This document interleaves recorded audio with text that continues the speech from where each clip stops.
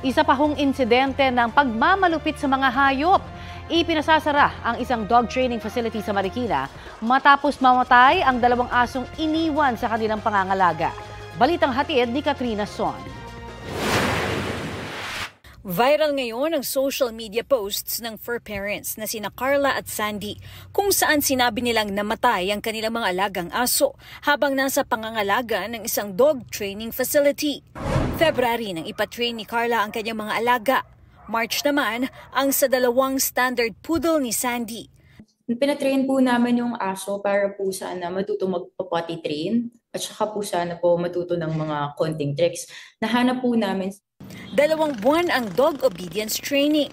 Kailangan daw iwan sa training facility ang mga alaga. Pwede silang dalawin 1 beses kada linggo.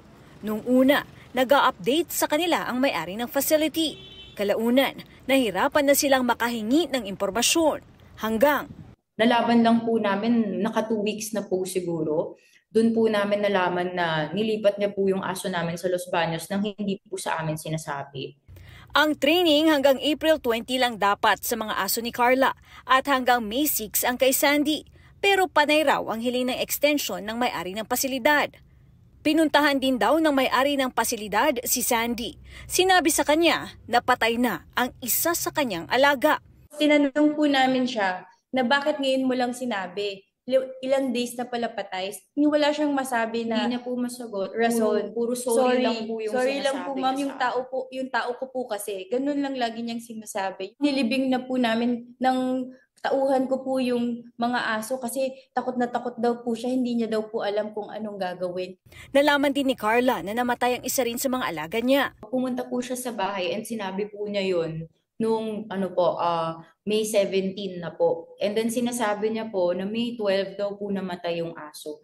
Namatay raw sila sa heat stroke. Pero hindi naniwala sina Carla at Sandy. Hindi po siya mukhang heat stroke kasi madugo po yung ulo. Wala na siyang snout, hindi mo na makita yung ulo ng aso. Kinondena ng Philippine Animal Welfare Society o PAWS ang sinapit ng mga aso. Ito pang mga actual acts of torture or cruelty, they are already additional violations, and we are in touch with the owner of the dog. We are trying to convince her to submit the affidavit as soon as possible so that we can file the charges. Ayon sa Animal Kingdom Foundation o AKF, may tuturing na red flag kung pinapaiwan ng mga asong tinitrain. Dapat daw kasama ang owner para alam mismo kung paano i-execute ang mga command. Masakit din po, I think, when we heard about the narrative, kung paano nangyari yon, mas shocking, kasi hindi siya basta-bastang facility, it's an animal facility, actually it's a training facility. Nakausap daw ng PAWS ang Bureau of Animal Industry na saklaw ang mga pet training facility at nadiskubre nila. Hindi sila registered with the Bureau of Animal Industry. So technically, they are already in violation of the Animal Welfare Act. Dahil dito, hiniling ng PAWS sa Marikina LGU na agad ipasara ang naturang facility. Planong maghain ng reklamo sina Carla at Sandy kaugnay sa sinapit ng kanilang mga alaga. Sinubukan naming kuhanin ang panig ng training facility pero sarado ito at hindi rin sinasagot ang aming tawag.